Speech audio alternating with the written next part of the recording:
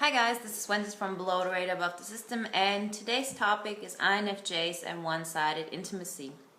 And this is a topic not only concerning romantic relationships, although it's most common there, but it's also happening with our friends, our co-workers, just people we interact with on a general basis.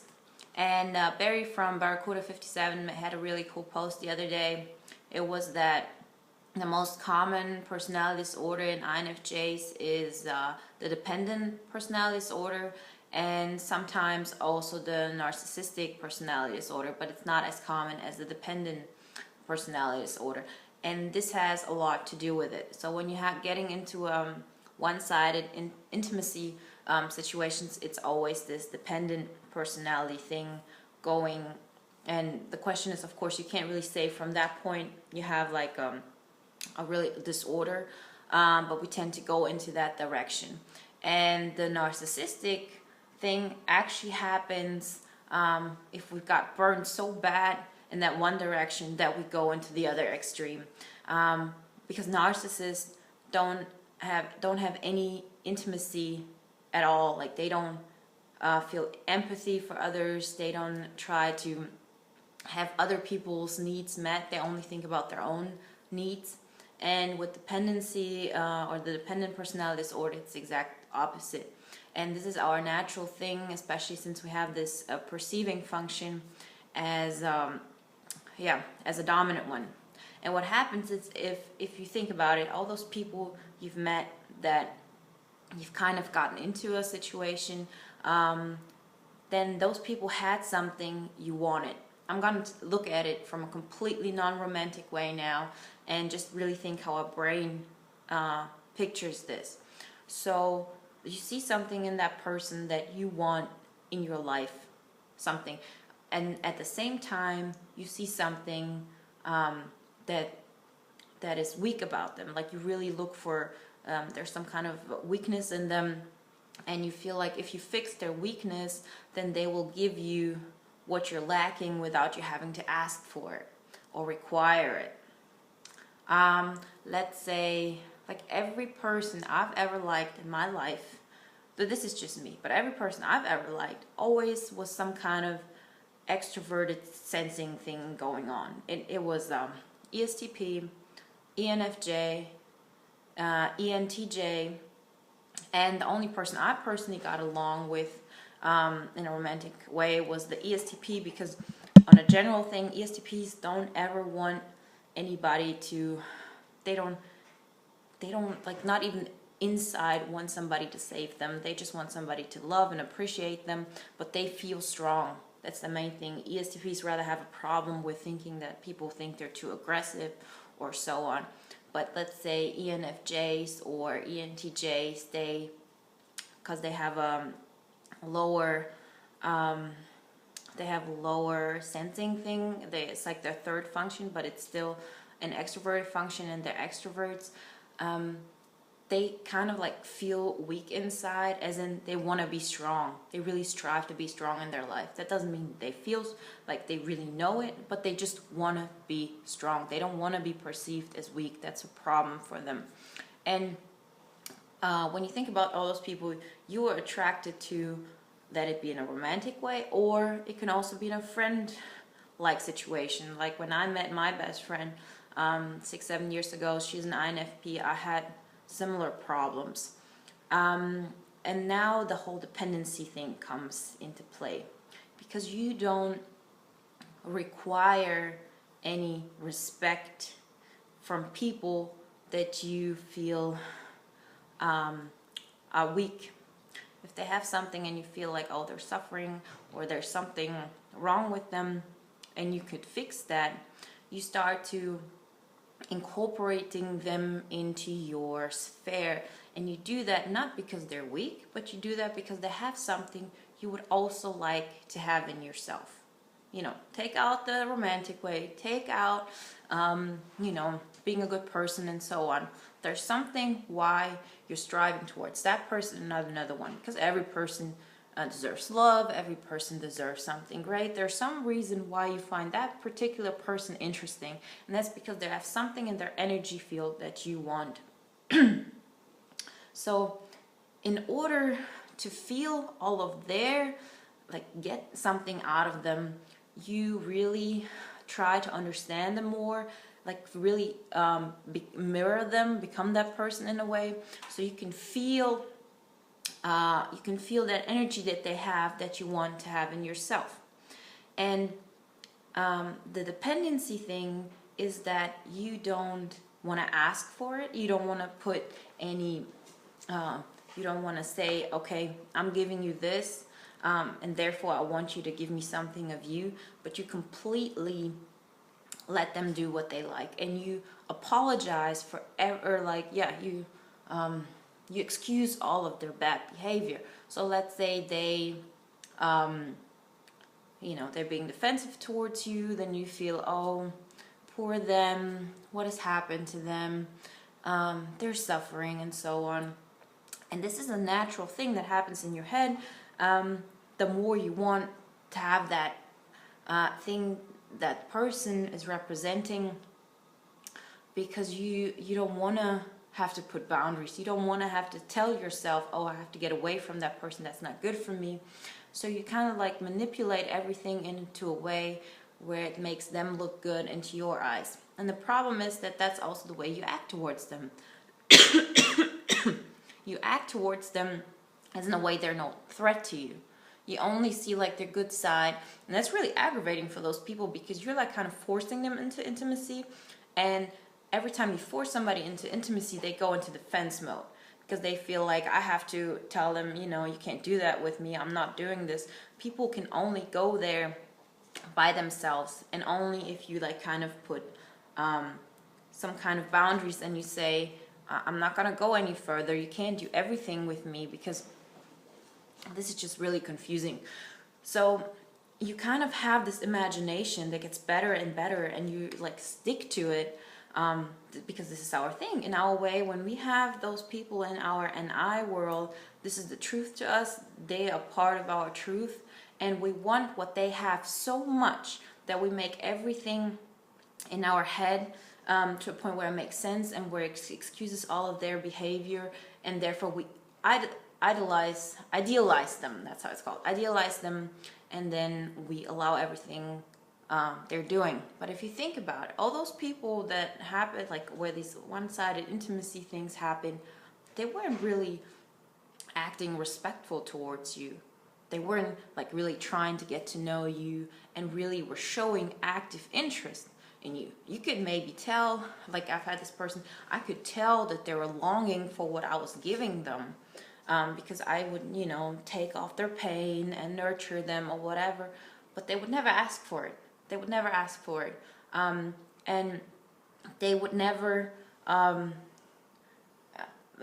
time, like this one situation, this person just completely had nothing to do with me, and I didn't want anything to do with me, because the way I acted towards them made them uncomfortable, because they saw that I saw their weakness. And because when I act towards them as if they're no threat to me, and I talk to them as if we're really close, they see that I perceive them as weak, and that's the last thing they want, And this is the whole thing with dependency and narcissistic. You don't have a realistic approach as to what your self-worth is. You don't require, when you have those dependency things, you don't require anything.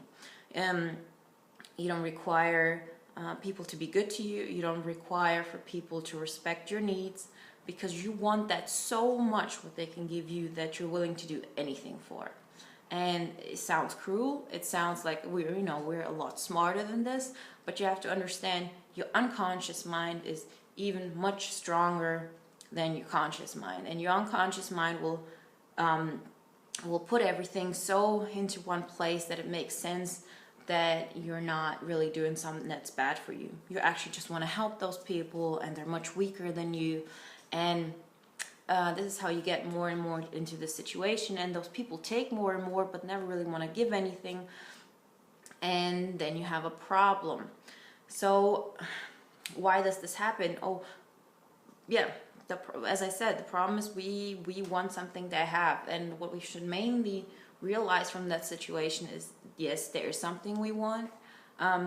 Mainly it's probably that they're willing to fight, that they're willing to put their needs first, that they're willing to really fight for themselves or fight for their rights, fight like for their own being, and you think you're not deserving of that. So that's why you strive to have their energy in you, so you can kind of like get something out of it. And what you actually should realize, that the reason why you're getting into this one-sided intimacy, although that other person is not really actively going that way, is because there's something they have that you want, and you should like try to build that by your own and not try to get it through them. And the narcissistic thing is the exact opposite. It's like the same way. They want something, but they think like if they let some of that power go, of that power drive, or everything that they have to be first, then they will lose control. And they you know, it's scary to be out of control. And that's the exact same what we're doing. This dependency thing, it's just a control thing. It's a control mechanism, because when you're always nice to people, when you always see everything they do from a positive light, how can they not like you? That's what we think. But they actually really start disliking you at some point, or not respecting you, because you see them as weak. So they start to be meaner and meaner towards you, to show you, you know, I'm capable. I can hurt you if I wanted to. Don't see me as weak. And once we're in this NI world, we don't want to get out. We don't want to really fight. But this is not something you can change in a way. I mean, we have these dependencies, and I hope none of us are really going into that extreme that we're getting narcissistic tendencies where we don't want any intimacy at all. But what we have to do is, when we get into situations like this, don't keep on dreaming. I know it's nice and I know it's beautiful, but you forget, or you lose a feeling of how much you can take before you get into a situation where it's really hard for you to get out. Because at some point you excuse everything because you want that so much, you feel like so much of their energy, and it's really hard for us to get out. So watch out, not what people's intentions are or why are they acting this way, but really look at how they're acting. Be more, use your SE more. We tend to think we have a better connection to our SE, as in we can control the situation better, but it's an illusion. We have to really fight to put our SE more into motion, as in view people a little bit more about how they act at this moment, and not how much why they acting this way. Are they scared or something? It's not like people, if you see, oh, that person likes me, I can tell they want to be around me, there's something they want from me. That doesn't matter. Just completely learn out of it. That doesn't matter. If those people do not respect you, as in they really actively show you the respect you deserve, then leave. And now it's of course the question, what do you think you deserve? You know, this is like the problem. This is the whole dependency or narcissistic. Both are not putting ourselves out there to be really out of control and judge, because when you're putting yourself out there and you're showing like your true self, because you're not that weak, you're not that dependent, you don't normally allow people to do this to you. You just think, when I go into that direction, nothing can happen, and this is a lie. The truth is, since you see those people as weak, you could hurt them, you could show them this is not good. And you have to take the step and be assertive. As I talked in the last video, be assertive, as in no. If let's say you meet somebody and you have some kind of power game going, and you see those people are trying to beat you in that power game, and it's just more a game, and you beat them, right? Like I've done this. I've beat them in a yeah, it was more of a fun way. I didn't even think about it. They're trying to play with me and nag me and so on, and so I did too. And afterwards they were upset with me and thought I was such a bad person and so on, and I felt bad, and I thought, oh, they're so weak and I'm so sorry, I did something wrong. But the thing is, people should respect you for what you're able to do. I mean, you can be in normal ways, you can be nice and good, but expect people to respect you for what you're able to. And if people don't act like that, then show them what you're capable of. Please don't excuse bad behavior because you experience them as weak. This is the thing, how you get into these one-sided intimacy problems. Be ready to not be liked. And I've said this over and over again. Be true to yourself, as in show people your side. Show if you're like, because I'm a woman, I'm always scared that men, or when I was younger, men don't see me as feminine enough. Because I can pretty much make them feel weak. And this is how society has taught us. Don't make men want to feel strong and so on, especially those the ones I had problem with. So I was scared to kind of like show how strong I was, because I thought I'd lose them. But that's it. The ESTP, for example, had no problem with this. They had no problem with this. So don't pretend to be somebody else in order to like them, and don't be nice to them if they're not being nice to you just because oh, deep down they're hurting. Watch out for their actions. Always. Although you know better, although you know they're hurting and everything, watch out to their action and act towards that. And once you act towards that, you'll see that you feel much stronger and you have like those boundaries. So even if you think, oh, I'm gonna hurt them so much when I do this, if they act this way, then they deserve it. So do that. And yeah, this is getting long again. Okay, so this is it for now.